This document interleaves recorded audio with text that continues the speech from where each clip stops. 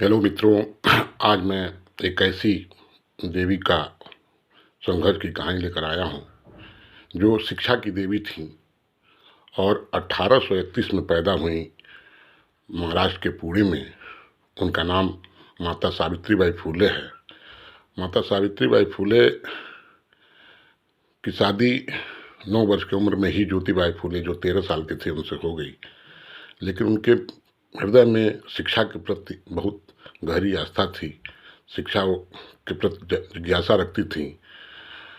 एक बार अपने घर पे वो अंग्रेजी की किताब पढ़ रहे थे तो उनके पिताजी ने उस पन्ने को फाड़ दिया और उनकी शादी 9 साल की उम्र में ज्योतिबाई फुले से हुआ। ज्योतिबाई फुले पढ़ना चाहती थी, लेकिन उनके ससुराल में उनको पढ़ने नहीं दिया जाता था और ज्योतिबाई फुले भी चाहते थे कि सावित्रीबाई फुले पढ़ें। उनको खेत में जब काम करने जाते थे वहाँ उनको वो पढ़ाते थे। इस बात की भनक लगी तो घर के लोगों ने ज्योतिबाई फुले और सावित्रीबाई फुले को घर से निकाल दिया। बहुत विडंबना है, उस ज़माने में महिलाओं को पढ़ने का अधिकार नहीं था, शूद्रों को पढ़ने का अधिकार नहीं था, पिछड़ों को पढ़ने का अधिकार नहीं था, लेकिन उनमें उनके मन में ये जिज्ञासा थी कि हम शिक्षा ग्रहण करेंगे। मित्रों, मैं आपको बताऊं, वो दौर था जिसमें उन्होंने 1848 में शिक्षा विद्यालय, महिलाओं के लिए विद्यालय खोलने का काम किया था। आप सोचिए इस दौर में क्या स्थिति है और उस दौर में कितनी विडंबना थी।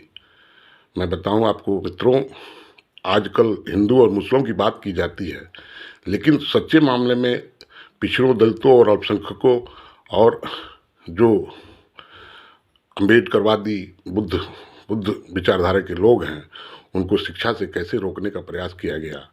मुसलमान हमेशा हर दौर में हम लोगों का साथ दिया है।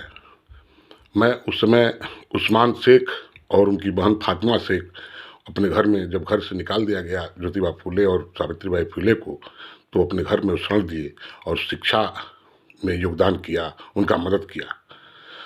1848 में पहला विद्यालय सावित्रीबाई फुले जो महिलाओं को पढ़ाने के लिए खोला था। जब वो पढ़ाने जाती थीं तो उनके ऊपर कीचड़, टमाटर, अंडे फेंके जाते थे, लेकिन उन्होंने अपना हौसला नहीं खोया और हमेशा इस प्रण के साथ, और उनके पति ज्योतिबाई फुले का हमेशा उनका जीवन साथ मिला। मित्रों, शिक्षा की देवी माता सावित्रीबाई फुले ही एक ऐसी थी जो बाल विवाह का भी विरोध किया, विधवा विधवा विवाह की भी पुरजोर कोशिश की कराने के लिए। उस दौर में वो संघर्ष करके और शिक्षा महिलाओं को देने का काम किया था।